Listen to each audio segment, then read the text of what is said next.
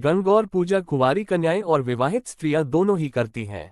कुंवारी कन्याओं को इस व्रत के प्रभाव से अच्छे वर की प्राप्ति होती है और विवाहित स्त्रियों के पति गणगौर पूजा के फलस्वरूप दीर्घायु होते हैं। गणगौर व्रत की पावन कथा।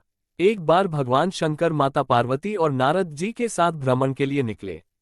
चलते चलते वो एक नगर में पहुंचे। जैसे ही नगर की स्त्रियों को उनके आने का संदेश मिला, वो तरह तरह के पकवान बनाने लगी।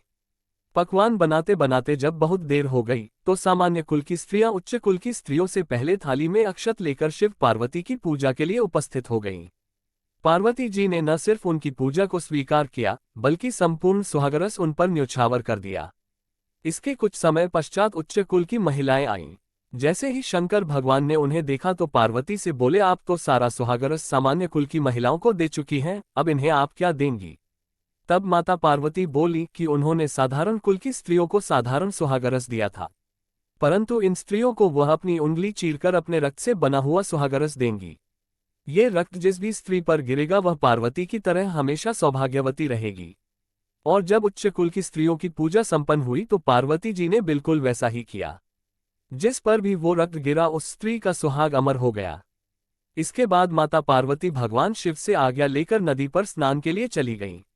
वहां उन्होंने मिट्टी का शिवलिंग बनाकर पूजा की और जब वो वहां से वापस आई तो शंकर भगवान ने उनसे विलंब से आने का कारण पूछा। पार्वती जी ने भगवान शंकर से झूठ बोला और कहा रास्ते में उन्हें उनके भाई और भाभी मिल गए थे, इस कारण उन्हें आने में समय लग गया। तभी भगवान शंकर बोले, देवी, जब आप नदी किनारे पूजा कर रही थीं, तो उस समय आपने किस वस्तु का भोग लगाया और किस चीज का प्रसाद खाया?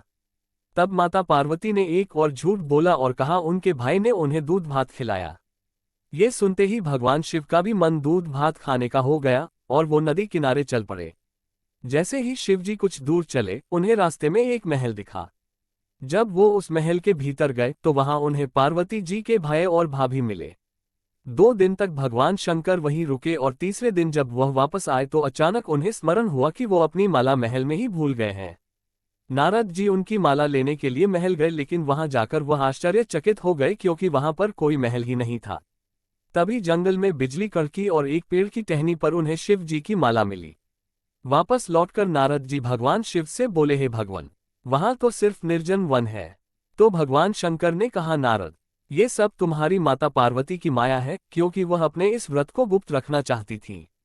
ये सुनकर नारद भगवान अत्यंत प्रसन्न हुए और बोले, जो स्त्रियां गुप्त रूप से अपने पति की दीर्घायु होने के लिए पूजा करेगी, भगवान शिव पार्वती के आशीर्वाद के प्रभाव के कारण उनका सुहाग अटल रहेगा।